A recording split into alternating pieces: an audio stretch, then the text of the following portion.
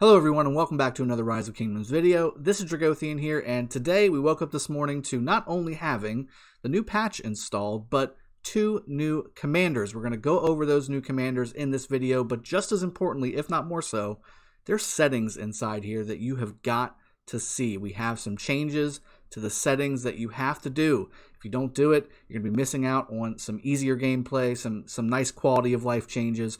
We're going to go over those as well. If you have not subbed already, please hit the subscribe button, hit the like button on the video, hit the bell notification so you get notified whenever I post videos like this and all the other things that we have going on this channel in this community. I'm going to go ahead and switch over to the full screen so you guys can get the full experience, and I'll see you right there.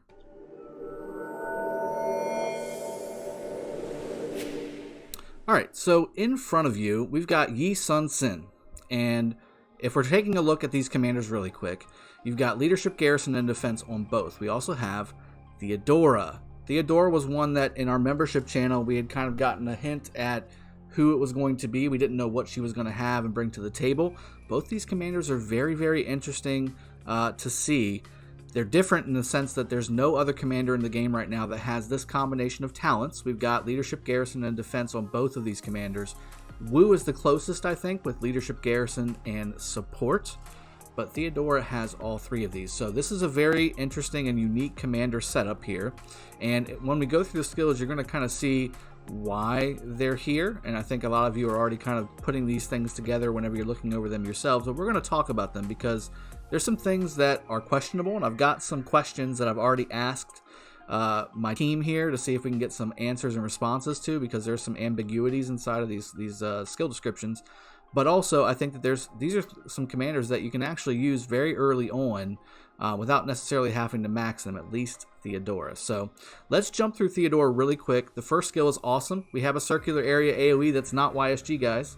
So, and it's the first skill as well. You don't need to expertise her. So getting her right off the bat, that first skill maxed out 1400 instead of 1700 unless you expertise her, okay? But 1400 damage factor with a circular 5 enemy AoE is basically YSG. So that's very nice. At least the damage part, that's YSG. Now, is this the replacement to YSG? Absolutely not. And I'll tell you why in just a little bit, but this is a good skill. This is probably one of her best skills, because as we go along, it starts to get a little dicey. So Byzantine Empress, Theodora was one of the queens of the Byzantine Empire. She did a lot of things in history, but she did very well here, and this skill is very nice. So the second skill here, Keeper of Secrets. When commanding the garrison, all troops under Theodora's command gain plus 10% defense and reduce the damage taken from rallied armies by 10%. This is a very good skill.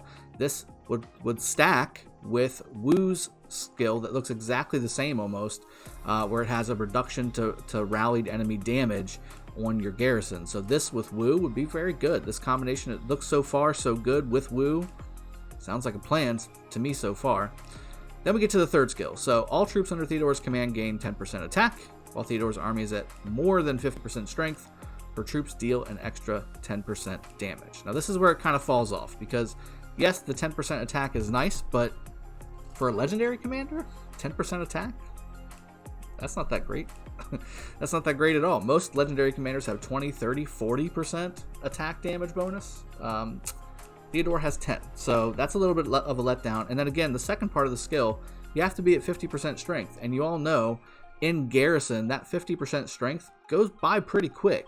So it's based off of the lead army inside of the garrison, which even though you're replenishing the garrison, it doesn't replenish the strength of the actual garrison ticker itself. So you're only going to have the second part of this skill for a short period of time, especially if it's a long rally against Attila Takeda, for instance. You won't get that extra 10% damage bonus for very, very long. It will be very short-lived.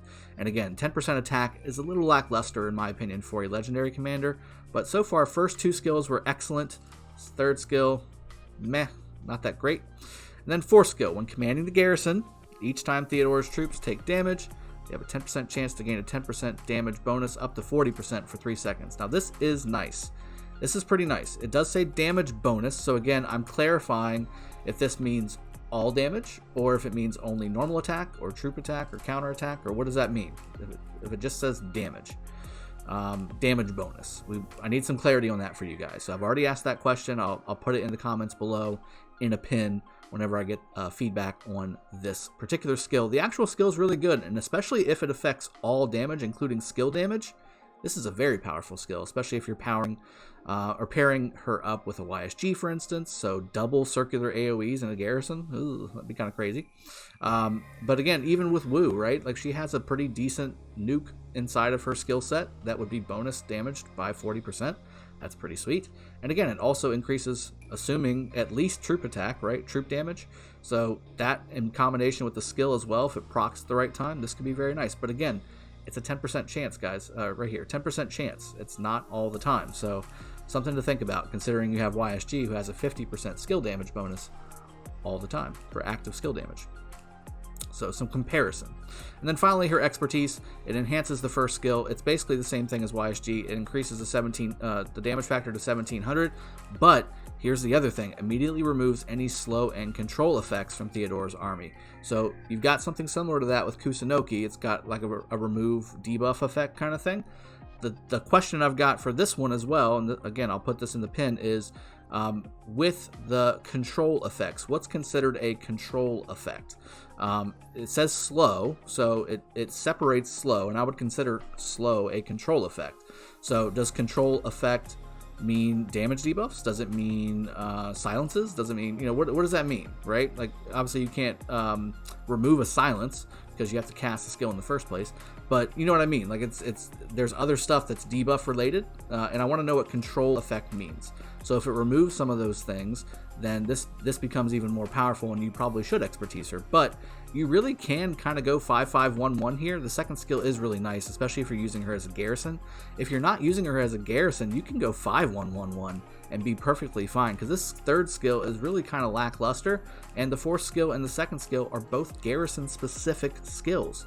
So if you just want to have a really good AoE farmer for barbarians and stuff, 5-1-1-1, here you go. Here's your Huckleberry. You got a 5 enemy circular AoE maxed out at 1400. That's pretty darn sweet. And again, there's no rush to get her expertise really until I figure out what does control effect imply. Like, what does it cover?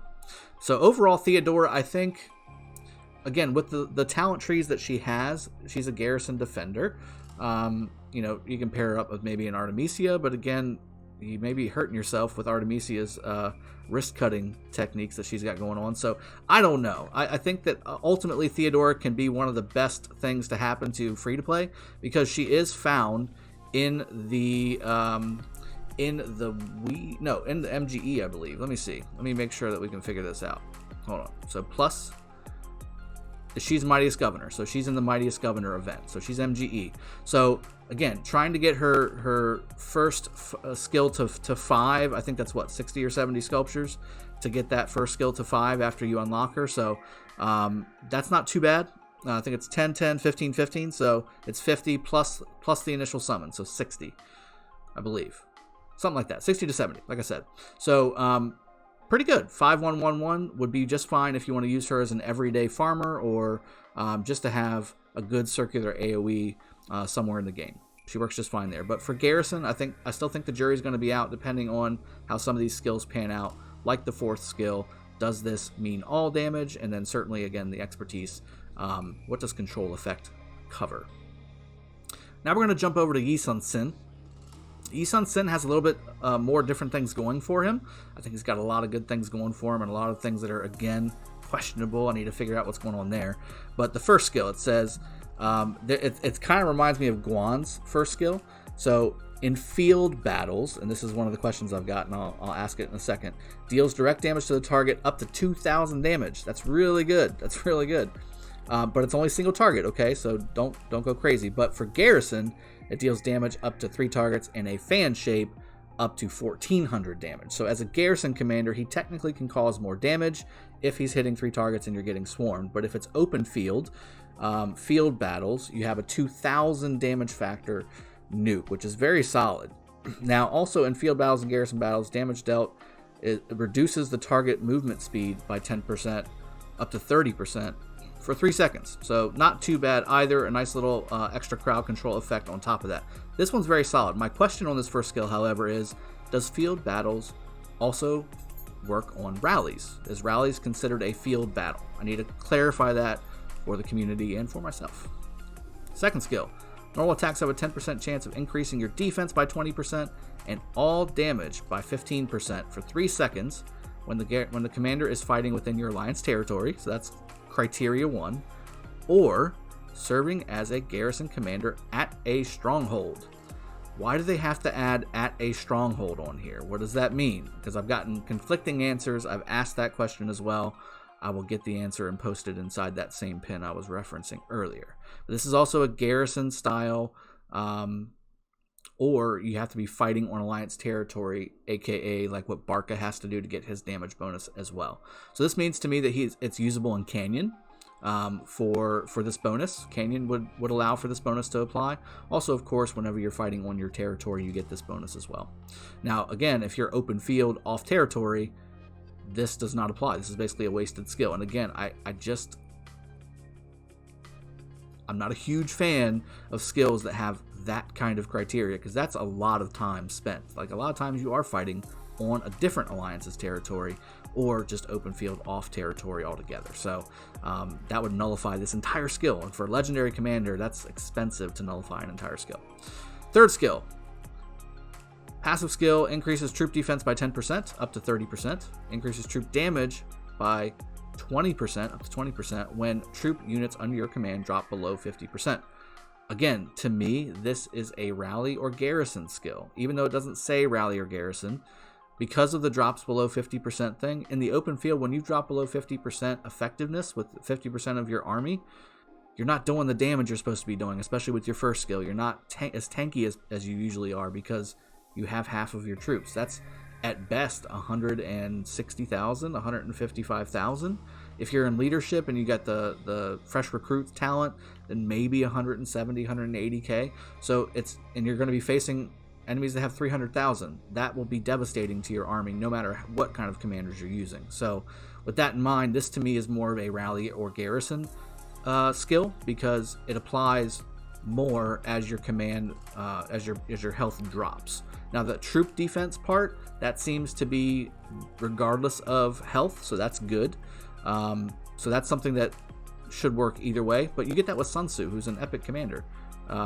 Or Eulji, who's an epic commander, and you get attack as well. So that's not really that big of a deal, although it is 30%, so that's kind of a big deal too. So something to think about. I think personally this is best used in a rally or garrison situation. Then finally, winged formation. Well, not finally, we still got the expertise. Increases attack of garrison troops by up to 20% when this commander is serving as a garrison commander. Also gains a 10% shield, 10% chance of receiving a shield damage factor up to 500, plus 10% up to 30% more counterattack damage for the next 3 seconds when attacked. That is an awesome skill. However, questions. Are all the bonuses only for garrison? Because it says increases to attack of garrison troops by 20% when this commander is serving as garrison commander. Lots of garrison in there. That first one's definitely garrison. But then also, or is it while also garrisoning, gains a 10% chance of receiving a shield and 30% more counterattack damage? That's the question. So does only the first part apply to garrison and the other two are for all situations, or is all of this for garrison only? That's a question that I need answered as well. And then also we'll kind of determine how effective this skill is, because again, I'm kind of leaning towards this guy being more of a rallying / open field versus garrison. I mean, he's got some good garrison skills, but a lot of his skill stuff is based on things that are for open field. And then Broken Moon, the expertise here, increases troop attack by 20% and defense by 20% when commanding 2 or more unit types. This effectively makes him a mixed troop commander. So again, maybe as a secondary to a Mehmed rally or a Freddy rally or something like that. Again, not garrison, but again, if you're in garrison with Wu, you can have mixed troops with Wu and have Xiao Sin second, and then have the bonuses from the first skill and the expertise, and you get all this other stuff too, parts of it at least, depending on how many of these apply to garrison only or not. So that's the question. So overall, I think he's going to be a really good secondary in garrison. I'm not a huge fan of him being primary in garrison, but again, all these skills kind of lean towards also being a little bit more open field with the shield and the attack bonuses and defense bonuses. assuming that you can use them in the open field and you're on the right territory and that kind of thing. You just need to use them properly and you'll get the full benefit. There you go. There's his saying. All right, so let's go to the settings now. The settings are very, very important. I think both of those commanders are pretty good. I'm not going to go heavy into them, to be honest with you. I just don't see anything super special about what they've got going on, unless there's a missed message inside of there that I'm not seeing. But I really don't think that there's anything super special about them compared to what we already have. So maybe with Wu, there's some combinations in there that would be really, really good. But Theodora is not a YSG replacement. I'm sorry, she's not.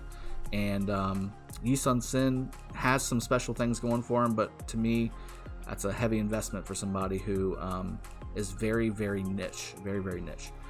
Okay, so let's go into the settings. This is actually the most important part, in my opinion, of this patch. These are some settings that you absolutely need to know. So you have your standard stuff, your War Frenzy, your blocking emojis, your troop strength bar. When activated, troop strength bars will be displayed on your armies and your troop dispatch queue screens. So you can click that and that'll show you some things. I'm going to test that out as well. March queue shortcut, quick march by, that's already been done. Now, here's the other stuff. Here's the stuff that you want to know about. So turn off screen flicker. You know that thing I'm always complaining about? the haze around the side of the screen. If you're getting reinforced, if you're getting scouted, if you're in a rally and people are reinforcing the rally, if you're in battle and it's blinking, flashing red, you can now turn that off for 8 hours. Okay? So again, if you first port into KVK and you're getting scout bombed, bingo, you can turn that off. No big deal. If you're in a flag and there's 100 people joining your flag, you can turn that off and your screen is not just flashing nonstop blue and you're having to click the little flag button and ignore 50 times while that flag is getting filled. That's a big deal. Okay, so this was a quality of life change for me that I absolutely adore, and I definitely am turning that on anytime I'm going to be going into a battle or reinforcing a flag or any of that stuff. The gem use confirmation was always there as well, but here's some other things. So when you can upgrade the talents or skills of a commander of the selected rarities, an arrow will appear. So you can turn off, for instance, if you've got your farmers and gatherers the way you want them and you don't want to have to upgrade them anymore, you can unselect the elite and advanced, and that will basically turn off Centurion from telling you every time you log in that they've got a skill they need to update or they've got a talent they need to update. You can get rid of that. So that way you don't have to go in there and exit out again to get rid of the one because your OCD gets triggered like mine does. Same thing with forgeable equipment notices. When the selected quality of the equipment can be forged, a text bubble notice will appear at, I'm assuming, the forge. I can't read the rest of it. This might be a BlueStacks thing.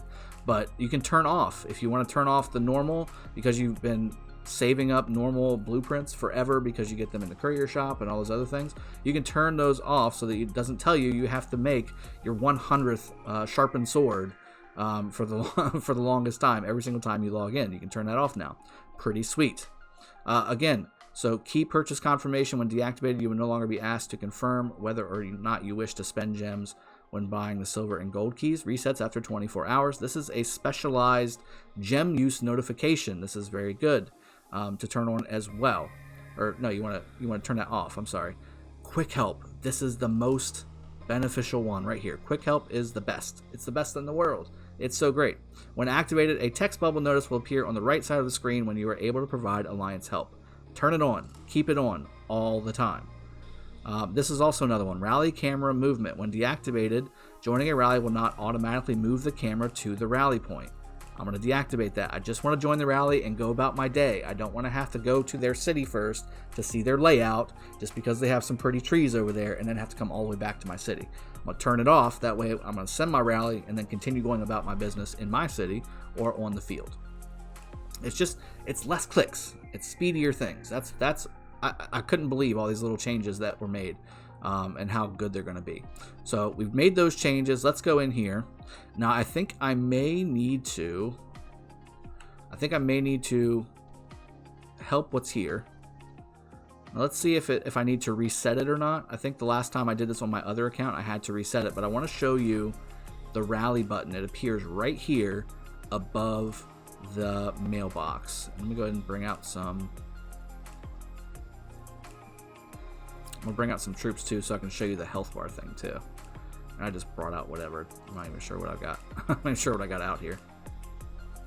Looks like, is that Attila Constantine with okay, we're not doing that. Sorry, we're just not. I'm not doing Attila Constantine. It's just not going to be a thing. I can't in my good conscience do that. All right, do we have another help yet? No help. Come on, somebody needs some help. Let's try out this health bar thing too. All right, so there's the health bar. That's nice. So that way you don't have to click this to see what your health is. Like I always, this was a kind of a next level fighting tip, was whenever you're in a murder ball, and there's the help button, by the way. When you're in a murder ball, the trick is to leave this open, all 5 of your armies, and that way you can kind of tell based on the numbers when you need to retreat your armies, and you can just click the retreat button right here. And maybe that's still going to be the way to go, but you can maybe just have a quick notification there to see, hey, I'm going yellow, I need to open it and then do it. Whereas before I would always just keep this up during a battle until I heard that the target was down, and then I would come back to the screen and start switching it up. So here's your help button right here on the bottom right. You just hit the green button and you've helped people instead of having to click this, then click this, then click the button here, or even better, and see all those button presses you have to go, and then obviously again you've got the little help button that would pop up right above your alliance center as well. That will also still be there, but if you're not in your city, you can continually hit the help button, help people heal whenever you're in battle, things like that, and you don't have to worry about coming away from the fight, coming away from the battle. So very good quality of life changes. In fact, again, just looking at these commanders, they're new commanders, so I'm excited. I'm going to get those Writer of History bundles whenever we summon them, but at the end of the day, I'm more excited about the settings changes than I am about the commanders. And again, just to show you, so we've got Xiao Sin really quick. I want to show you that you get him from the Wheel of Fortune. So we talked about Theodora. She's in the Mightiest Governor event. Xiao Sin, he is going to be in the Wheel of Fortune. So we're not getting Cav commanders next inside of that new rotation. It's going to be leadership commanders inside of that rotation this coming time. So maybe Cav commanders next, or maybe we'll have siege commanders or gathering commanders next. Who knows? But I wanted to give you guys an update on all this stuff. I'm going to be streaming in about 3 hours anyway, so I figured I'd go ahead and put this information up for you guys to watch and get the full grasp of. I'll do some streaming on this too, while also doing a little playing in 9.16 with the new account too. So I hope you guys have enjoyed this video. I'll see you guys next time. Cheers, have a good one. Take care.